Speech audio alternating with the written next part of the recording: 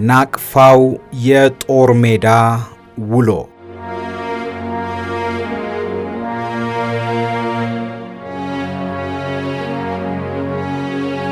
ውድ የኢትዮ ሜዳ ቤተሰቦች የምርጥ ገጾች ዝግጅታችን ተጀምሯል። የዛሬው የምርጥ ገጾች ዝግጅታችን ስመጥሩ የጦር መሪ ብርጋዴር ጀነራል ተስፋዬ ሀብተማርያም ከጻፉት የጦር ሜዳ ውሎ መጽሐፍ ላይ የተመረጠ ታሪክ የሚቀርብበት ይሆናል። ውድ ቤተሰቦቻችን ዝግጅቱን መከታተል ስትጀምሩ ቻናላችንን ሰብስክራይብ በማድረግ እንድትጀምሩ በአክብሮት እንጠይቃለን።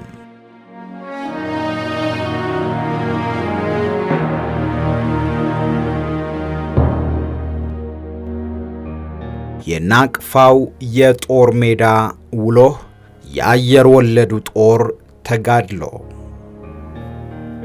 ጸሐፊ ብርጋዴር ጀነራል ተስፋዬ ሀብተማርያም። የጦር ሜዳ ውሎ ከሚለው መጽሐፋቸው የተወሰደ።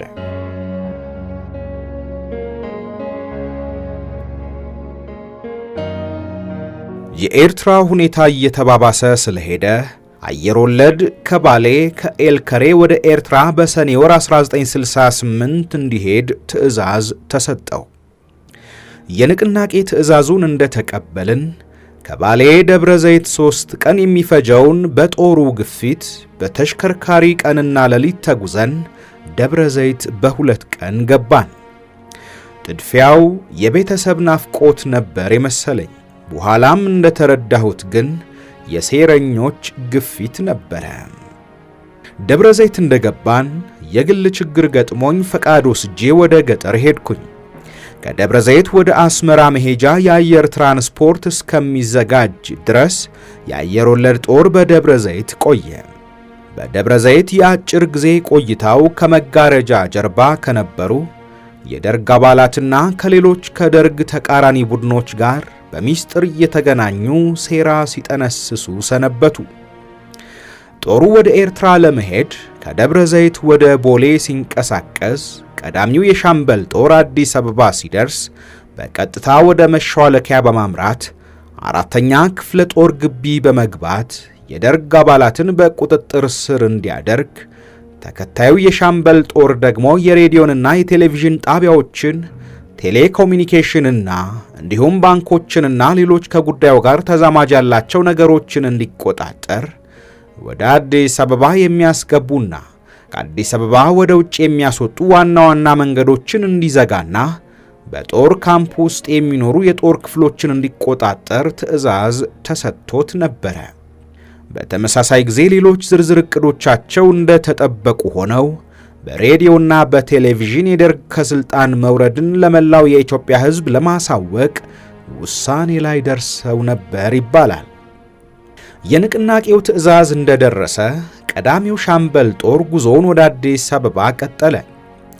ዱከም ሲደርሱ ለሻምበል አዛዦች የመጨረሻ ትዕዛዝ ተሰጣቸው።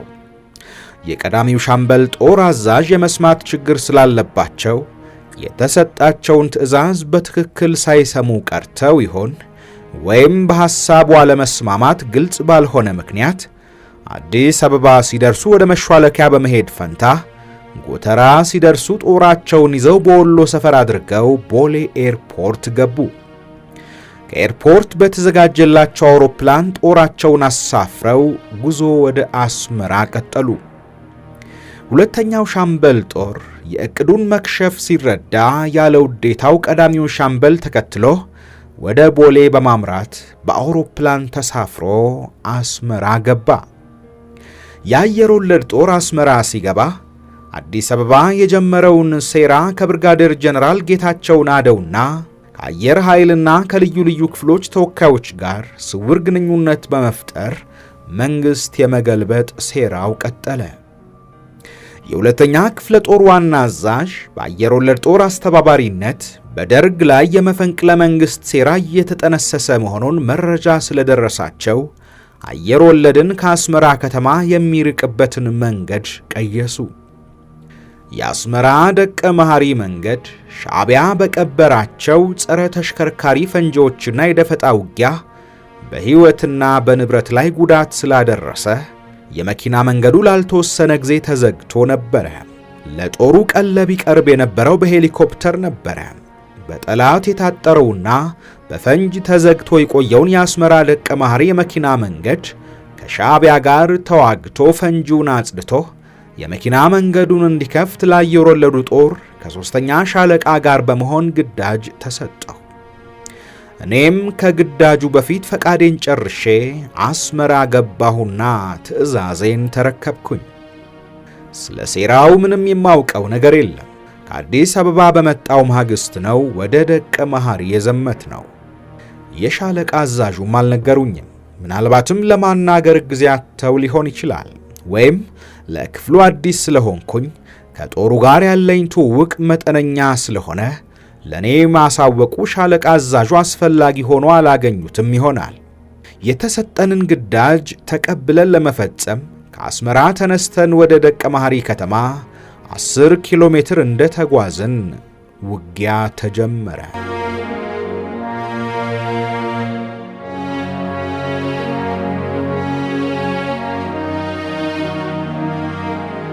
የሻዕቢያ ጦር ከደብረ ዘይት የመጣው የአየር ወለድ ጦር አዲስ ቅጥር እንደሆነ፣ ምንም አይነት የአየር ወለድ ስልጠና እንዳልወሰደ፣ የውጊያ ልምድ እንደሌለው ያደረገው ቀይ መለዮና የደረት ክንፍ ምልክት የውሸት እንደሆን ተደርጎ ከመሪዎቹ ስለተነገረው ልክ ቶክስ ሲከፍት ማጅራት ይዞ ለመማረክ ከያዘው የጊዜያዊ የመከላከያ ምሽግ ብድግ በማለት እየሮጠ መጣ።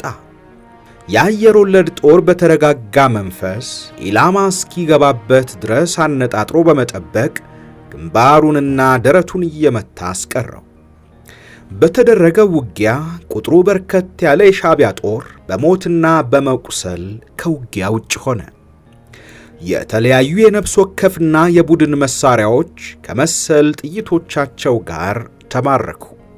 ለወራት በጸረ ተሽከርካሪና በጸረ ሰው ፈንጅ ተዘግቶ የነበረውን ከአስመራ ደቀ መሐሪ መንገድ ከፈንጅና ከሻዕቢያ ደፈጣ ነፃ በማድረግ ቀለብ የጫኑ ተሽከርካሪዎች ያለምንም ጉዳት ሰንዓፌ ደርሰው ወደ ደቀ መሐሪ ተመለሱ።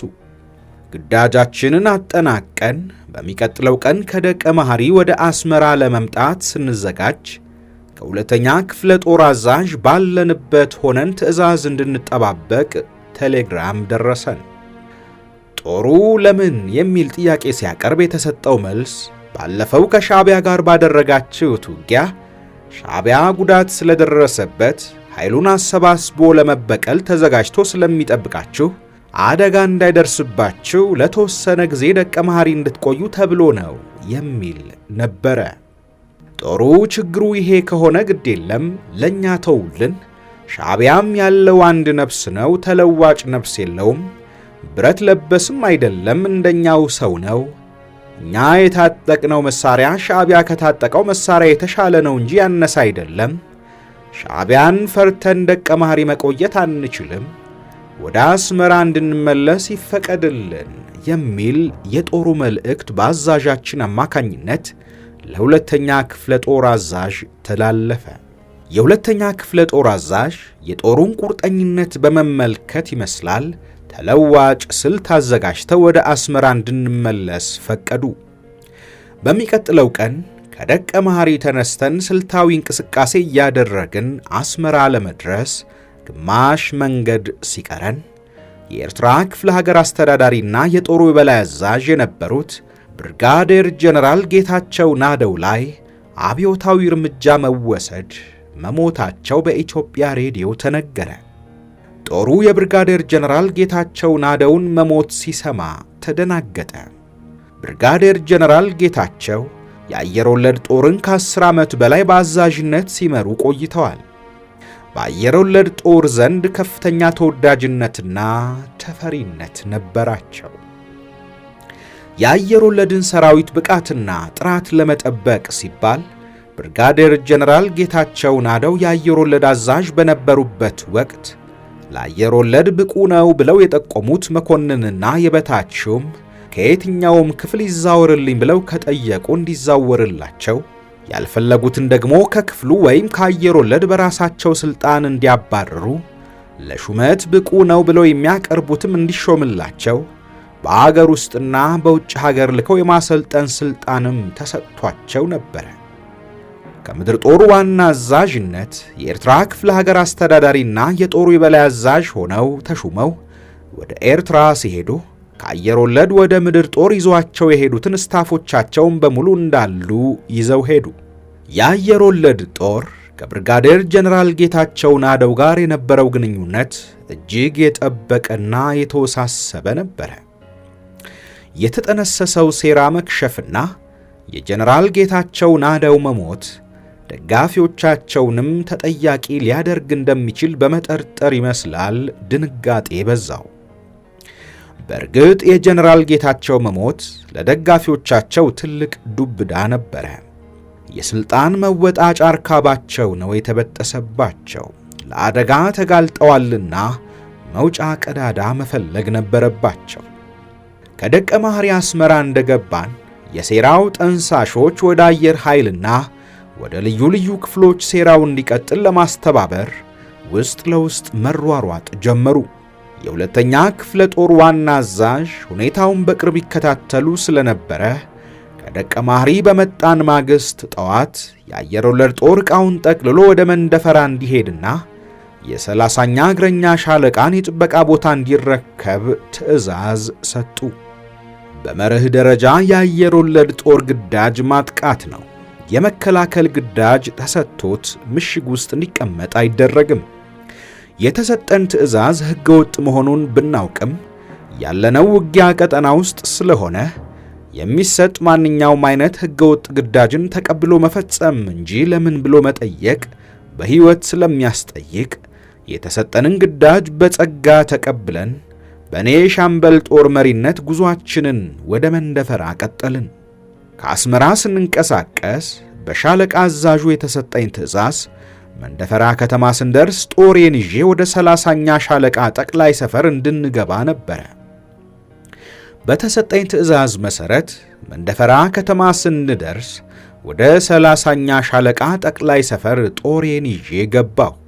የሻለቃ አዛዡ ሌተናል ኮሎኔል አለማየሁ አስፋው በኮማንዶ አሰልጣኝ የበታች ሹማምንትና በአዘላዮች ታጅቦ መጣ። ሁሉም መሳሪያቸውን በድግን ይዘው ቆሙ። ሌተናል ኮሎኔል አለማየሁ አስፋው በቁጣ ቃል ለምን ጦሩን ይዘህ እዚህ ገባ?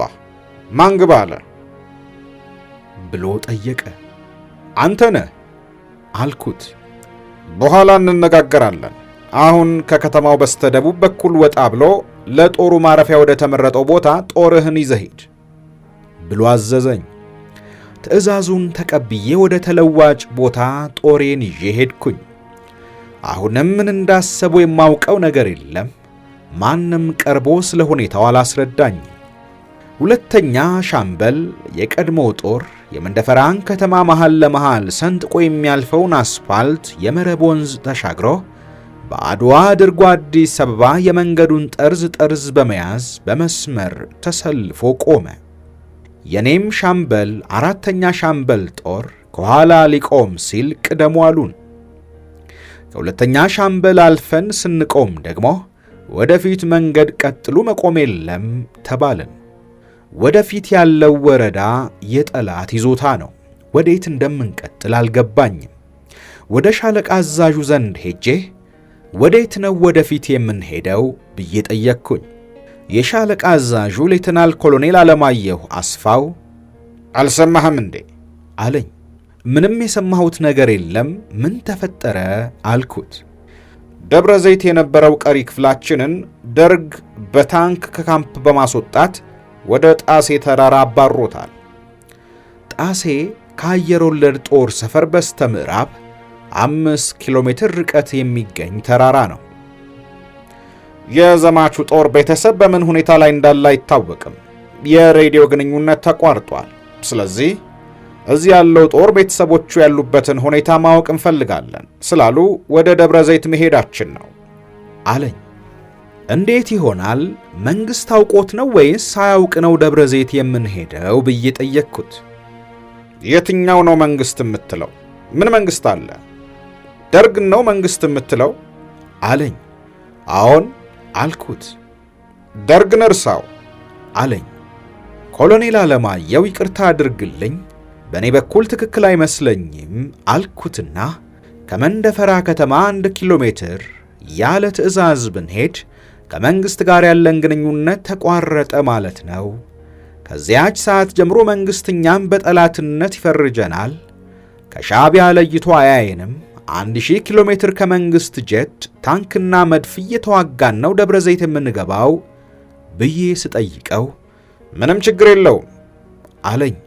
እንግዲያውስ እኔ አልሄድም፣ የተሰጠኝ ግዳጅ የመንደፈራን ከተማ እንድጠብቅ ስለሆነ እዚህ ይቀራለሁ አልኩት።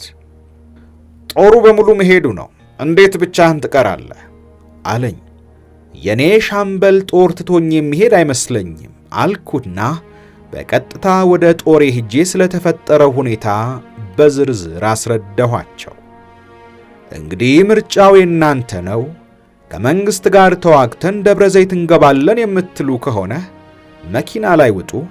የለም መንግሥት እንደፈለገው ያድርግ፣ ከመንግሥት የተሰጠንን ግዳጅ እንፈጽማለን የምትሉ ከሆነ ከኔ ጀርባ ተሰለፉ አልኩኝ። ጥቂት አዲስ ቅጥሮች ወደ መኪና ሲሄዱ ነባሩ ጦር ግልብጥ ብሎ ከኔ ጎን ተሰለፈ። ከሁለተኛ ሻምበልም በተለይ ነባሩ ጦር መጥቶ ከኛ ጋር ተቀላቀለ።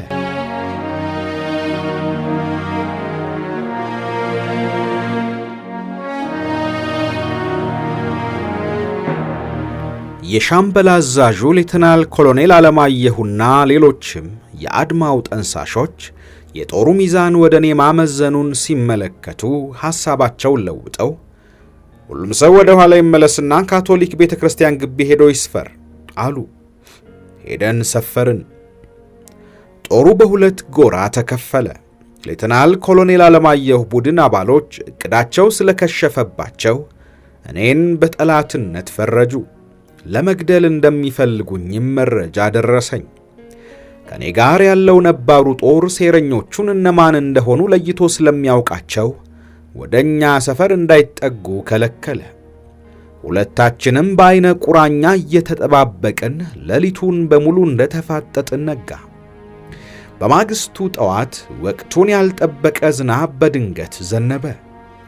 የሴራው መሪ የነበሩ 20 የሚሆኑ ወጣት መኮንኖችና ምርጥ የኮማንዶና የአዘላይ አሰልጣኞች ዝናቡን ከለላ አድርገው ከቤተ ክርስቲያን ጀርባ ለመጸዳዳት የሚሄዱ አስመስለው አንድ በአንድ ሙሉ ትጥቃቸውን እንደታጠቁ መሳሪያቸውን አንግተው ቀደም ሲል ከሻዕቢያ ጋር ግንኙነት ነበራቸው መሰለኝ ወደ ሸለቆ እየተንሸራተቱ ወረዱና ከሻዕቢያ ጋር ተቀላቀሉ።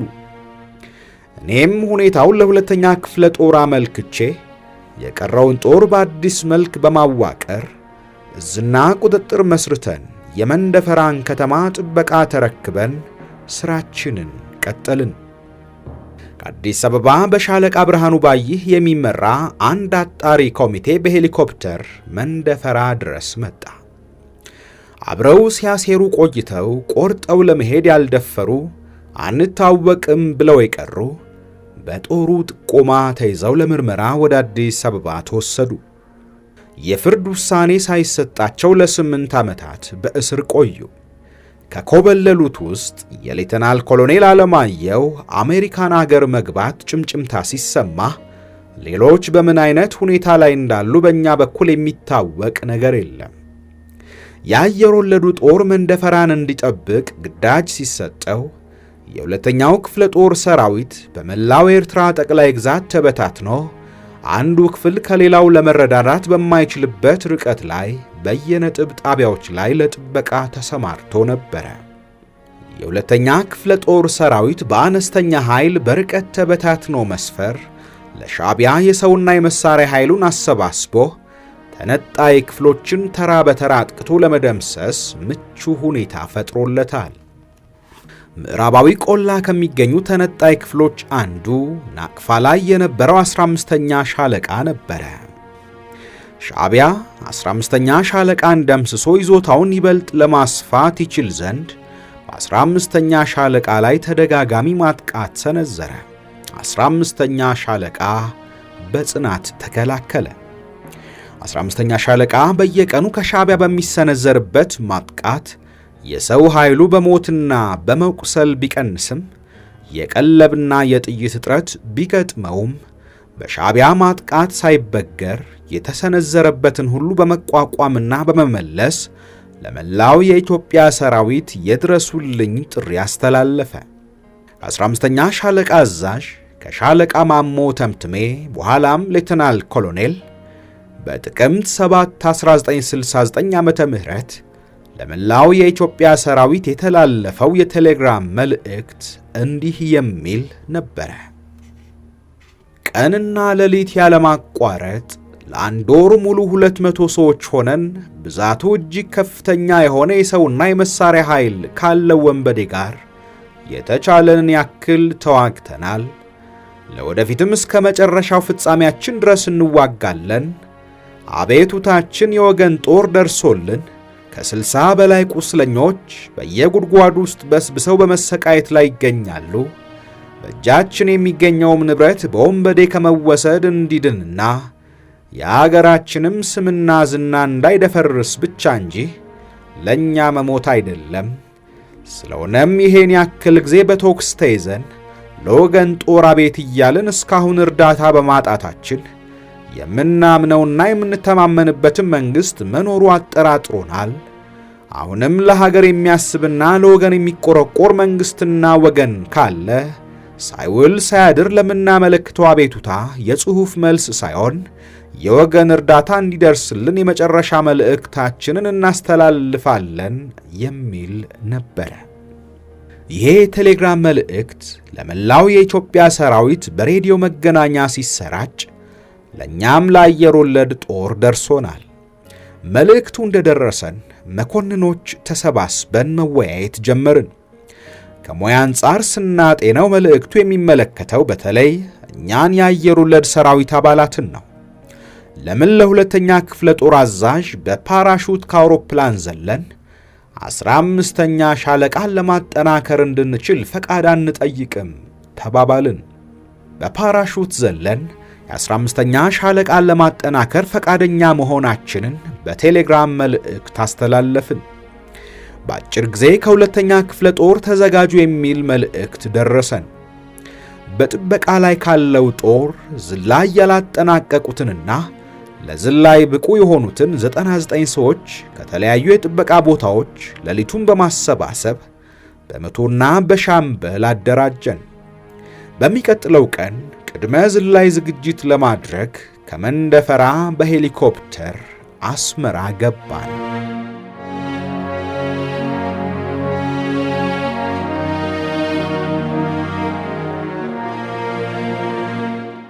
ውድ የኢትዮ ሜዳ ቤተሰቦች በምርጥ ገጾች ዝግጅታችን የጀመርንላችሁ ታሪክ አላበቃም። ሁለተኛውን ክፍል በተከታይ ፕሮግራማችን ይዘን እንቀርባለን። ውድ ቤተሰቦቻችን ቻናላችንን ሰብስክራይብ፣ ላይክ፣ ሼር እንድታደርጉ ሐሳብና አስተያየቶቻችሁንም እንድታጋሩን በአክብሮት እንጠይቃለን።